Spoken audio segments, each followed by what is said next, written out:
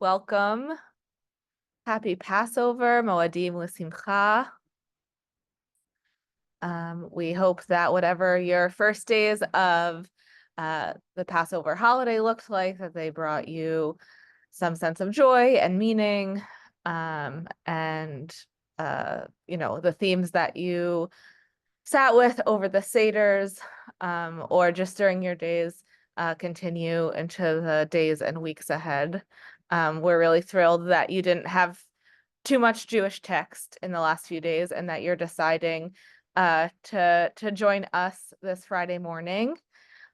We have the privilege today to be joined by Rabbi Amanda Weiss. And I will soon kick it over to her, but I do want to say that this teaching is in memory of her recently passed father. And so I we always like to share Torah in the memory of someone, but we're inviting you to think about him. I'm sure Rabbi Amanda will speak to him, speak about him as she's teaching. But also this is a hard time for all of us. And if you are here remembering someone, we also invite you to think about them or put their names in the chat as well. Yeah, thank you, everyone. I don't know if you see Rabbi Amanda. You're getting lots of may his memory be a blessing, and I know that's true. Okay, so we are in a special Torah portion this week, and so I will stop my blabbering. I will kick it over to Rabbi Amanda. You should now be able to unmute, and I will share screen whenever you are ready. Hi, everybody. I'm thrilled to be back. As Mara said, it's a little strange to be doing this in my father's memory.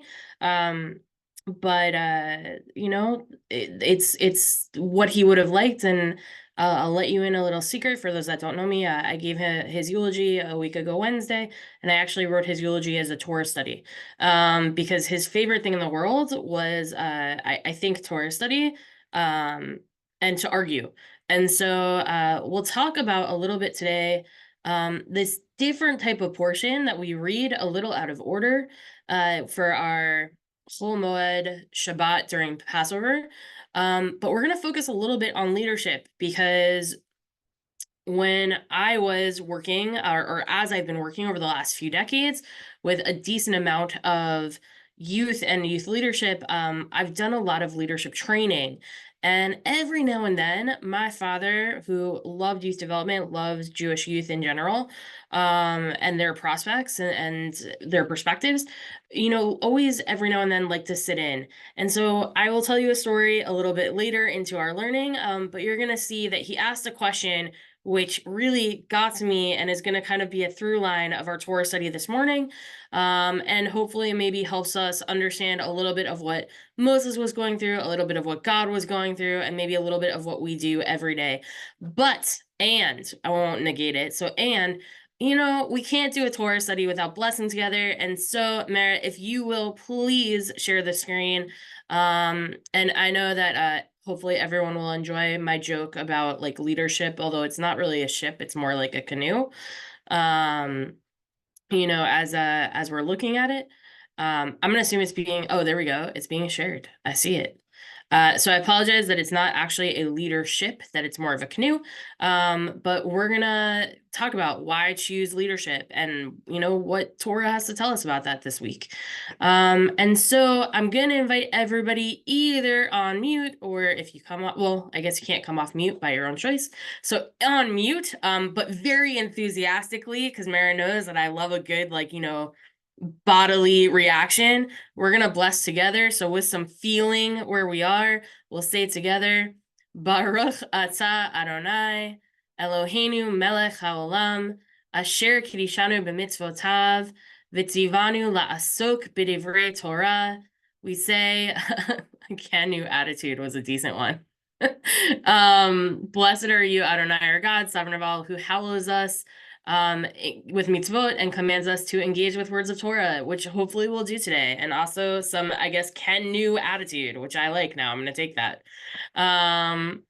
All right, if we can scroll down just a little bit. So I'm gonna invite everybody to maybe put in the chat their answers. So when given a chance to lead, why do we choose leadership? Or why do you choose leadership? Do you do it for the fame, the power, the benefit of being a leader, the reward of being a leader, the fear of what might happen if you don't lead, the people that you love that you might be leading, the actual action of service of like, leadership? Why do you choose to lead? Throw some things into the chat for me. All right, we got love of service, love of sharing Torah, the concern of liking things well done. You and my mom would get along well. To make a difference, instruct and pass values, giving back, for the service of leadership, service to help others, because Paula likes a challenge. Thank goodness. Gail, I like the honesty, because we think we can do it better.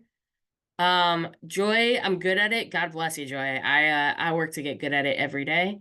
Love of people and service, love of service and Jewish study. Harry says most time it chooses me. Harry, you and I are gonna have a talk later on. Richard says it comes naturally. David, part of service towards Hashem, giving other people a voice, Margot. Diane, helping others express themselves and succeed. Rhonda says, I know some things. Man, that's good. I know very little about a lot, but I appreciate that you know some things.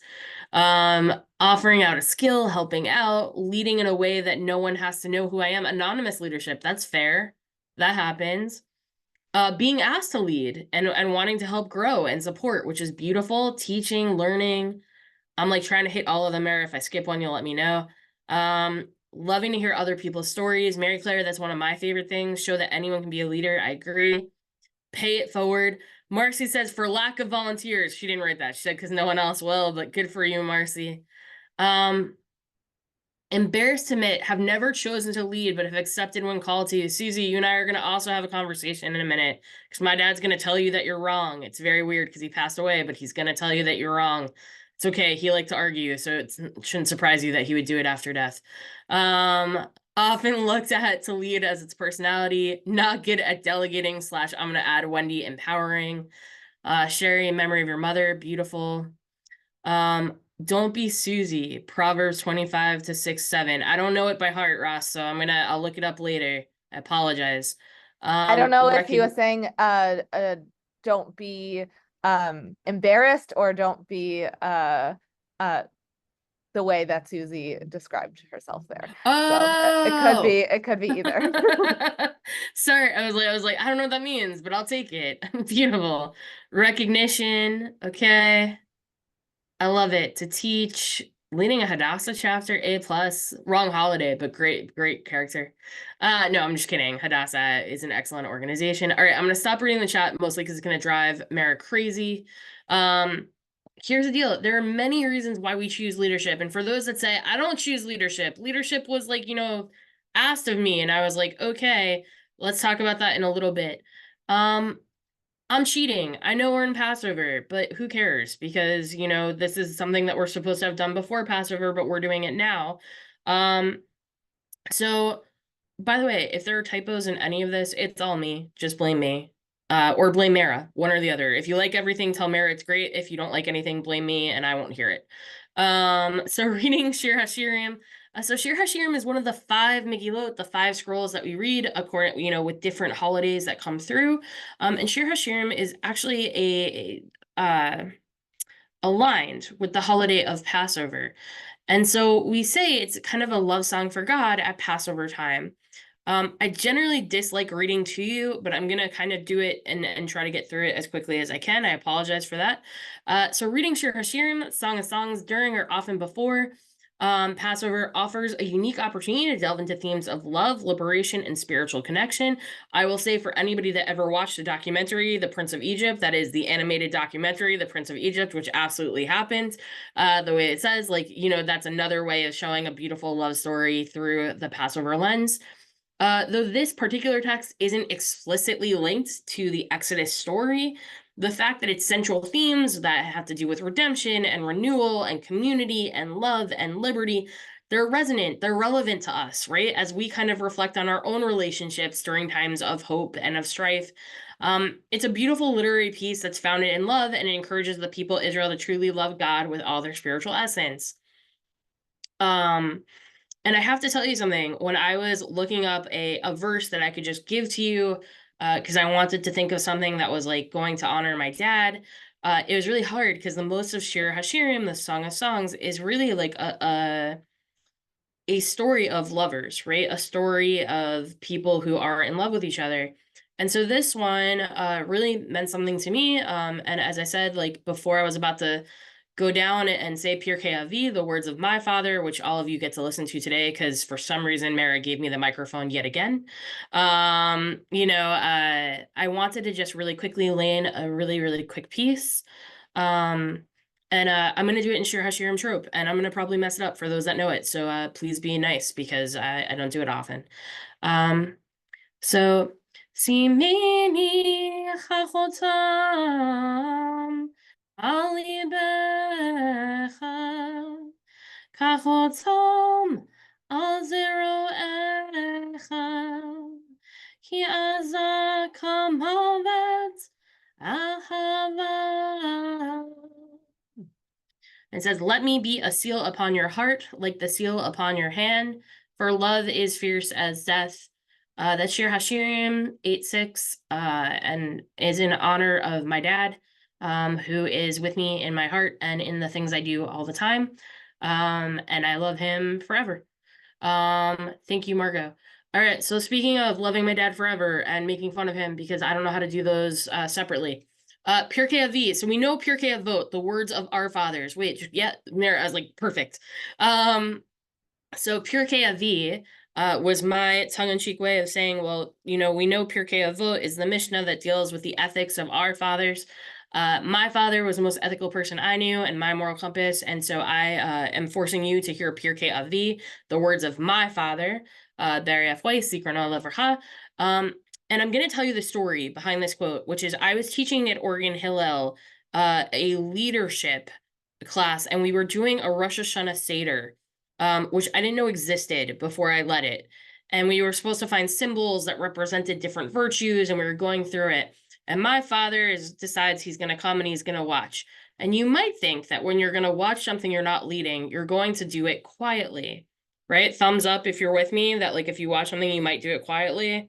Anybody thumbs up? Yeah, not my father. My father, at some point in the middle of this session, looked and said, why do you choose to be a leader? And I got furious. And I was like, you can't ask that question, Dad. Like, that's not a question you can ask somebody. You don't always choose to be a leader. Sometimes people tell you you're going to lead. Sometimes, like, you just, like, you do something. And my father looked at me and he said, no, Amanda Catherine. He said, because I wasn't Rabbi Weiss at that point. I was Amanda Catherine long before I was Rabbi Weiss. He said, no, Amanda Catherine. He said, listen, the second you accept something, you've chosen leadership. If someone asks you to do it and you say, okay, in that moment, you've chosen leadership. And so the question is always why? Why do we choose leadership, right? Why choose leadership? And so that question is going to come and pester us. So I hope it pokes at you a little because it's meant to pester us throughout this learning. And then we're going to keep going with what our actual portion is this week. And we're going to read a little bit about Moses.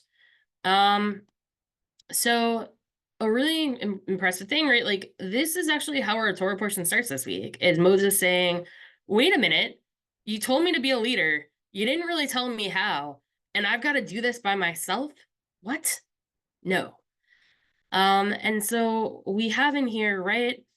Vayomer Moshe al Adonai, and Moses says to God, Re'eh, look, right? Look for a second. Atala Mary Lai, you said to me, Ha'al et ha'am hazeh. Lift up these people, lead these people, cause these people to be lifted, to be raised.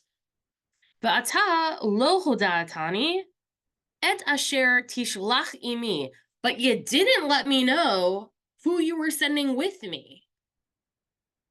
right? Which, by the way, just shows that every time we ask somebody who's going when we're inviting somewhere comes from this Bible verse, right? Like, you didn't tell me who's coming. Okay. Oh, thanks, Mara. Wait, no, Mara, go back up. Uh, ואתה אמרת, ידעתיך בשם וגם מצאת חן בעיניי. Further, you've said, look, Moses, you've done pretty great. In fact, you've done so great that like I really singled you out by name. And also, by the way, the gam matzacha chen be'enecha means like I literally found favor in your eyes. But the idea is like you even treat me pretty favorably. The ata, and now im na matzati chen be'enecha, right? If I've like for real done good in your book, Hodianina, please, for the love of you, tell me, right? Make it known to me. Et derachecha ve'edacha leman emsa chen be'necha. So, like, please let me know all of your ways, and also make it like known so that I can know you, in order that I can continue getting the thumbs up from you. Ooh, re'eh, and look. Ki amcha hagoy hazeh, because these are your people, right? This nation is your people. So I'm supposed to lead. I want to know who's with me. And wait a minute, like, don't forget, like, these are your people, right? And so there's a real issue with the fact that, like, when we're leading, that we're not always sure what the direction is that we're leading in. Sometimes, if we're lucky, we have a vision and a mission, and we have an idea of what the first step is. But what's the most important part of being a leader? I'm gonna ask in one word. Shoot me in the message. What's the most important part of being a leader? What do you need in order to be a leader? Patience, purpose, humility. Okay, one word. Okay. Humility, strength, vision, humor, understanding, confidence, people that need you. That was more than one word, Scott. Confidence, reliability, I'm going to say integrity, sense of humor. All right. Mara says people, okay. Compassion. All right, so we have a big thing. I'm going to make you roll your eyes at me. Are we ready? The most important thing that you need in order to be a leader is followers. You cannot be a leader if you don't have any followers. It doesn't exist. And in the same way that you can't be a Jew without the Jewish people, right? Like you need that connection, you need that relationship in order to be. And so Moses is saying, wait a minute, you want me to lead? Who's supposed to come with me? These are your people. What am I supposed to do? Right? Okay, we're a little nervous. We're a little scared. Mara, now you can roll. Yeah, we can roll on down.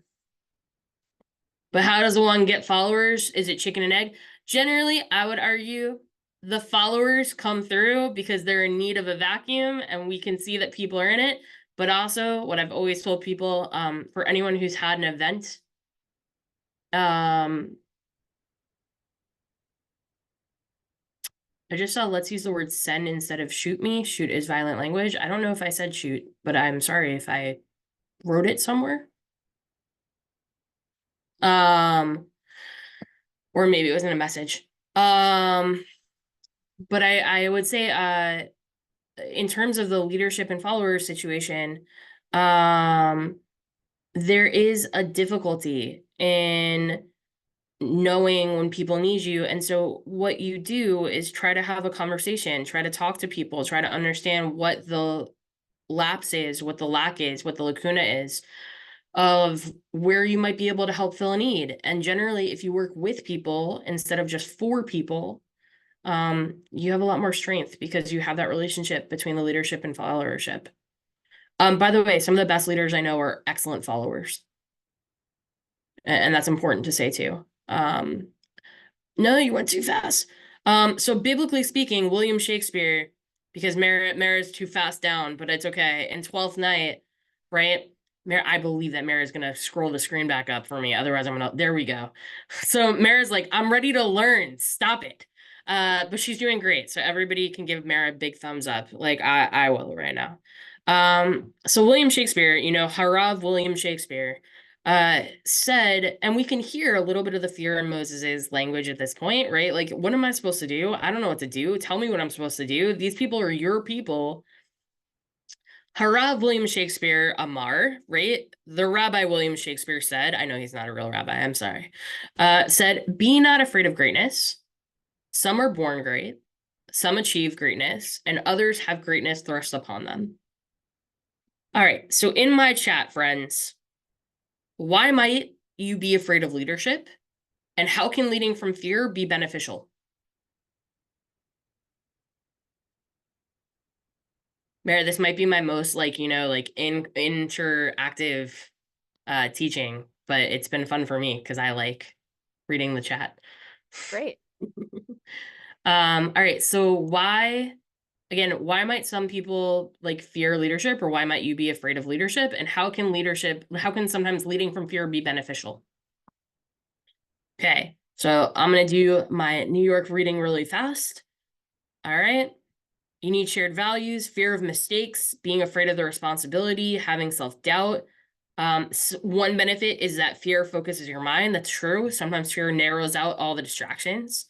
Fear of failure, I'm going to guess that's in your mission. It can inspire you. Leading is a great responsibility, right? It has a weight to it, right? If you're not afraid, I don't think you can be a great leader. When you're a new parent, uncharted territory. I've said this to a lot of parents that I work with.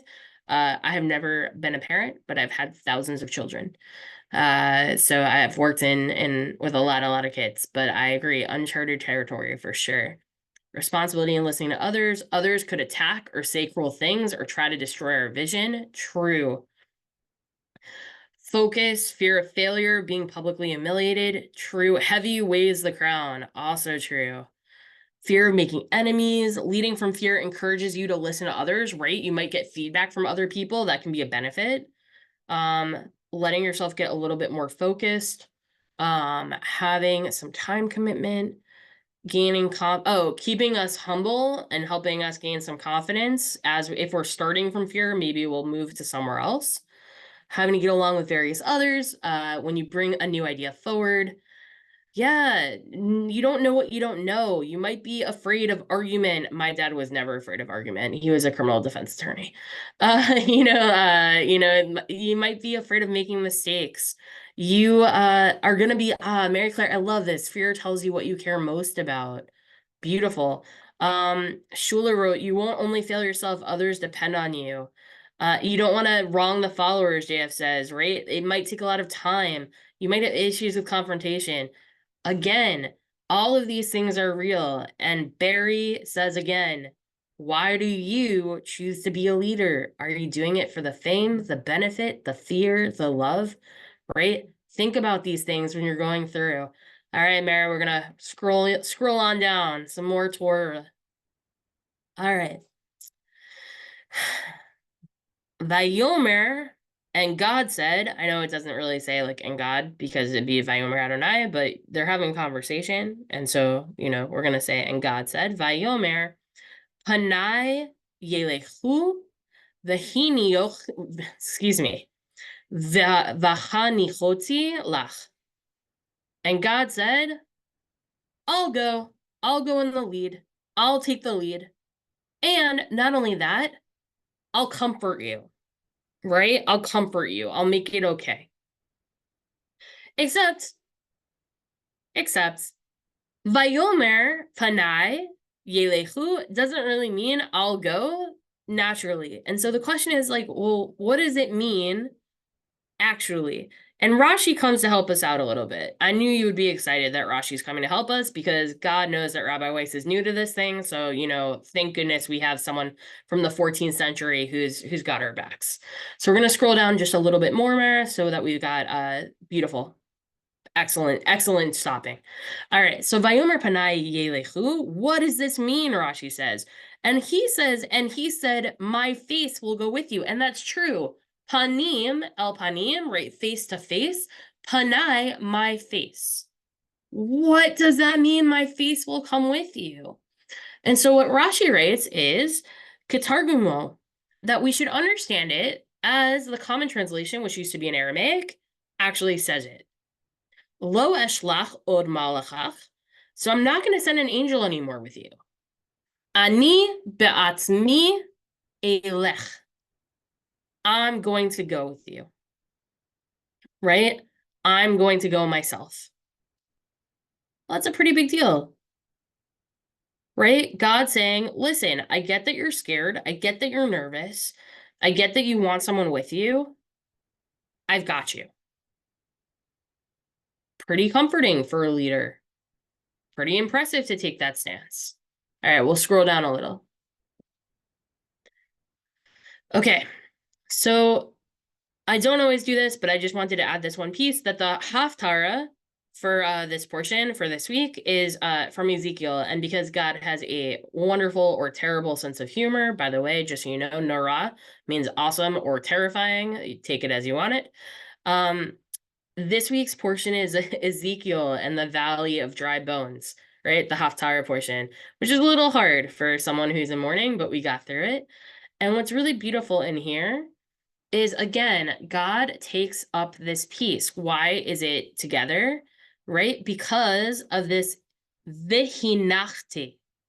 I'll comfort you, but also I'll place you, right? The word noach means to comfort, but also can mean to place something or someone somewhere. So in here, the very end of our Haftarah portion, God says, "V'natati ruchi v'chem v'hiyitem." I'm going to breathe my spirit into you, right? I'll breathe it into you, and you'll come back to life. And v'hinachti etchem al admat etchem. I'm going to put you on your own earth. I'll put you on your own soil. Right? Vidatem ki ani Adonai dibarti ve'asiti ne'um Adonai. And then y'all will know. You're gonna know, right? That it's because I, God, spoke and undid the thing. And this was God making a super declaration. And the reason they go together is, yes, because of the Hinakti, but also the idea of going with the Passover story, right? Of God bringing us to the promised land, God coming with us, God choosing to be a leader. And so we're back to our chat questions, right? How does it help to personally show up as a leader? And how can leadership be shared or enacted or empowered? Feel free to answer any of them. We'll throw them in the chat. We'll give you a quick second. And I'll say it again, right? How does it help to personally show up as a leader? How can leadership be shared or enacted or empowered?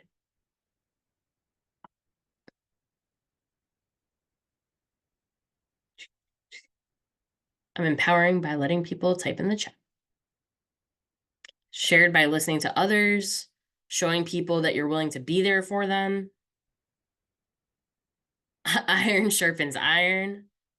Students and teachers, or as I would argue, daughter and father. Seeing leadership as a partnership towards a shared goal. Shared by delegating responsibilities. Setting an example, sharing by delegating, being able to support by actually maybe even physically helping Marcy. It moves a project forward. Great. The more relatable you can be to followers, the better connection you'll have as a unit. Unity creates momentum and success, right? If you remember, I'm not going to make Mara go all the way up there, but if you remember that first picture that I showed you, the question there says, does your leader, oh, she just went all the way up there anyway. Does your leadership style have everyone paddling in the right direction, right? So Mary Claire's point is like, the idea is when we're all working together as a unit, the unity in that movement creates momentum and maybe helps get us to the goal. Well, if we're heading to the right direction, at least. Be an example for the followers, being empathic. I'm gonna guess being empathetic and connected to those you lead, or empathic, in which case you're gonna be really tired because your feelings are gonna like be felt all over the place. Sets an example for others to take on more responsibility. I love it. Create group ownership. Beautiful, Howard. Helps to personally show up as a leader because you can listen to others and supporting them and being empathetic to other people. Rob gave me another boat pun, so I'm going to read it because it's worth it. I tried canoeing, but it was such an ordeal. A plus, Rob. A plus pun. Everybody else should go like heart that pun. Like I see a lot of people laughing and loving it. Go give Rob some love. Passing the torch to the next generation, Lador Vador. Shared by active listening and hearing them collaborating. Beautiful, Kim. Shula says treating people as their potential best selves leads to building more leaders. I think that's true. And also understanding that like actual versus potential is very real. Susan said collaborating with your team, coming up with solutions and approaches together. Enacted by vote or empowering by legislative. JF, I'm not that legally minded, but I like it and I approve. And the Mishkan Torah board is coming after Rob and saying he should be paddled for that. And I'm going to go back to teaching because I'm not, as I said, court-minded. So I refuse to delegate or mete out punishments in this Torah study. All right, let's move ourselves down a little bit more, Mara. Beautiful. So before we head to our Mishnah Torah, which is what I'm going to end us with before we go to questions, because I want to give you some actual questions. I put out there, why do you choose to be a leader? So here's what I'll tell you. This year I decided that I wanted to do Rambam Yomi, which is that I'm studying Mishnah Torah 3 chapters every day. Now I'll tell you the truth, I'm very behind. Why? Well, you guys know why. But I'm behind and I'm trying to catch up. And I want to let you know that I actually read this, right? Like, recently, and I was like, I'm bringing this to this Torah study to end with, because it talks about service and why we serve and what it really means to serve out of something. And so I'm ending here because I think for me, this is why I chose to be a leader. And I like to think that this is why my dad chose to be a leader. And so, Mara, will you scroll us down? Okay, so Mishnah Torah, I'm not going to read the Hebrew because I just, it's a lot. So Mishnah Torah says, one who serves God out of love occupies himself or themselves. Sorry, every now and then I tried to fix this, but I guess I didn't do this one. So one who serves God out of love occupies themselves in the Torah and the mitzvot and walks in the path of wisdom for no ulterior motive. They're not serving because they're afraid of what bad thing is going to happen. They're not serving because they're like really excited to get like a good reward. Rather, they do what is true because it's true, right? I know it says they does. It's because clearly I did make one change. So rather, they do what they do because it's true, or they do the right thing because, right, it's the right thing. And ultimately, good will eventually come of it, right? And when it says Deuteronomy 6:5, heads up, that's our Ve'ahavta, right? Ve'ahavta et Adonai, right? That's our Ve'ahavta. Love God with all of your heart, with all of your soul, with all of your might. And it says when a person will love God in the proper manner, immediately everything they do, and I know it says they'll immediately perform all the mitzvot, but let's like take it even a step back from that. Everything they're going to do is motivated by love. All their actions, all their mitzvot, all their morals, everything, it's motivated by love. And so for me, like, right, like, why do I choose to be a leader? I think, or I hope that for the most part, it's motivated by love. And that's kind of our ideal. That's where we're hoping to be. All right, I have, I think, about 10 minutes to answer some questions or to talk it out, or if people want to share why they want to be a leader. Which, by the way, Mara, I think might be a record for me of like ending on a time where people are actually gonna talk to me. Do I recommend a book of leadership? Richard, yes, a lot of them.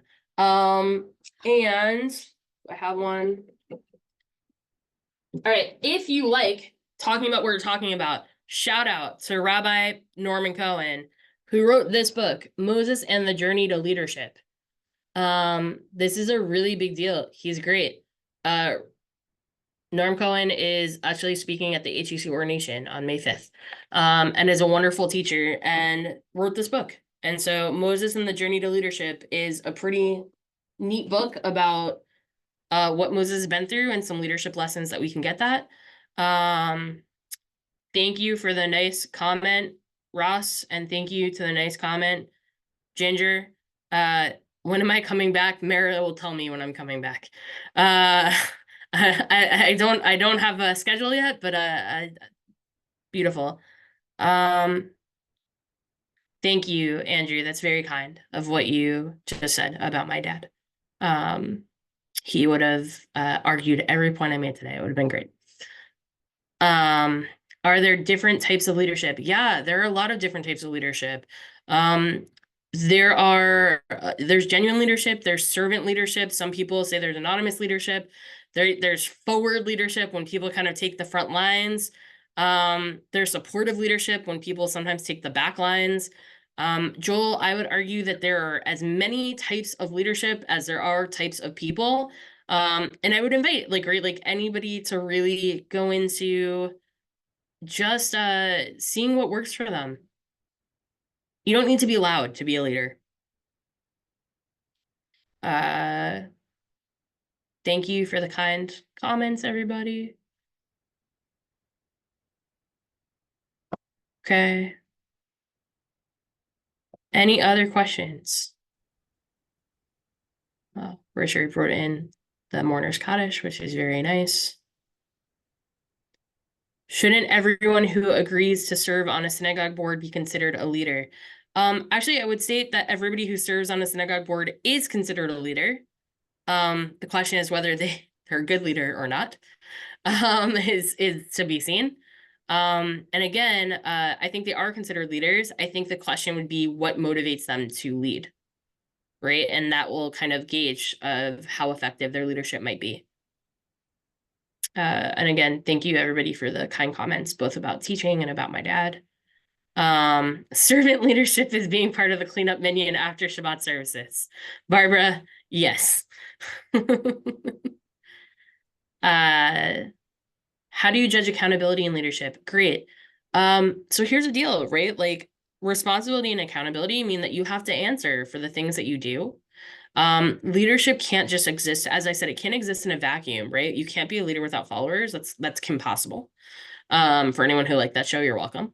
But it's impossible. And so the answer is you have to be willing to communicate how you've hit the mark, missed the mark, exceeded the mark, right? You know, you need to be able to say like, well, we aimed for here, but we landed here. Were I canoeing with you, I want to be really clear, I would not be the leader. I would not be the leader in the canoe. Somebody else would need to be the directional navigator. Somebody else would need to tell me what I was doing. I would be the person like very, very hard trying not to tip our boat. That would be my role. But the idea of accountability is really just being able to strongly state, this is what we tried to do. We accomplished it or we didn't accomplish it. And this is what we'll try to do in the future. That would be my simplified way of accountability. Good. Adonai velo yirah. Zikrona livrachayel anar to your dad. Some leaders are seeking something others know nothing about. That's a scary leader. Yeah, I mean, I think some people lead for different reasons, right? I think many people lead for different reasons. And I think even ourselves lead for different reasons at different occasions. Leadership is situational. Ginger, I don't know if I think that everybody who runs for office are self-serving with no accountability. I think there are some real people that are out there doing a job. I'm saying this, my mother was a village justice for 13 years, or like I like to say that she was judgmental for a bat mitzvah. But my mom didn't serve to be self-serving. She served like a 1 square mile village with 2,000 people in it to serve the people because she wanted to do the right thing. And she did run right for a judge again, and because she wanted to make sure that the leadership was what the village needed. I thought, sorry. Sadly, we're at a time in history where authoritarian leadership style is in vogue and sought out by several people who don't have healthy life experiences and give over their own leadership to a strong leader of fascism. How do we undo this paradigm? Okay, Ellen, this is like a big thing for me because I think we deal with it a lot. Listen to each other. Listen to each other. Because here's what we do. we believe we're right. And so we stop listening because we're ready, like making our next argument.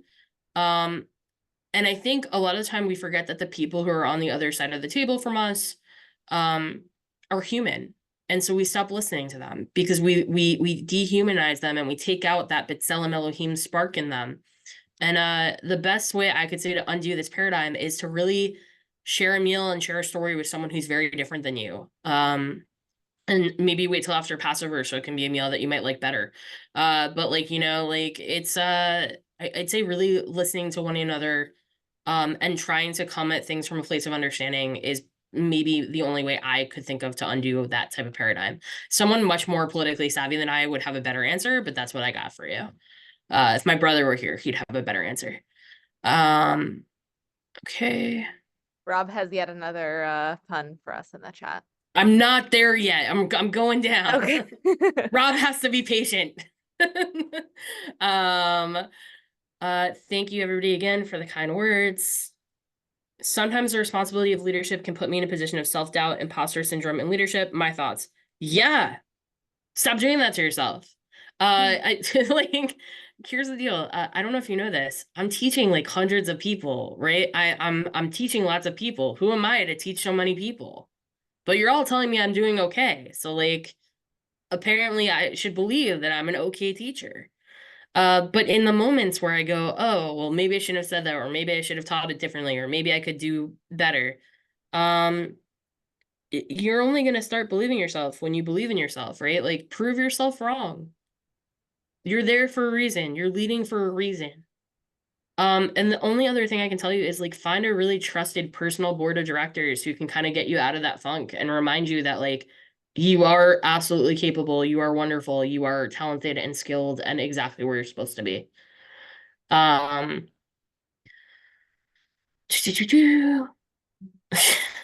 I just got to Rob's fun. Uh Rob, this one wasn't your best one. I'm not reading it out loud. Um, the other one was funnier, but I appreciate that you keep going. Um my generation was the first to be raised on the self-help books. Yeah, I think sometimes people jump into leadership that they might not be qualified for. Sometimes that's great, right? It gives us new ideas. Sometimes it hurts because they're not really ready to deal with the followership level. Um, it's important, right? Like it's important to like find the balance. Harry just yelled at me how, and I really don't know what that was to. So I'm gonna assume I said something and hopefully I answered it, Harry. But if I didn't, if you want to be more specific in the yell of how, I would appreciate it and I'll try to answer it. Sherry, thanks for saying I'm wonderful. Great job. It's you. I wasn't even fishing for compliments, Mara, and I'm just like getting the, you know, my own personal board of directors through my Jewish learning. Um, thank you, everybody. Da-da-da. Paula says, talk to a 4-year-old. They know the way the world should be. I have a 3.5-year-old niece. I don't know that I fully agree with it, but I will say that she will tell you certainly her worldview of how things should be. Maybe in 6 Um, months she'll have the I was like, maybe leadership by growth. August she'll be able to be like, listen, you know, Yeah. just like Moses, Ray, listen, these are your people. My people wouldn't act like this. These are your people.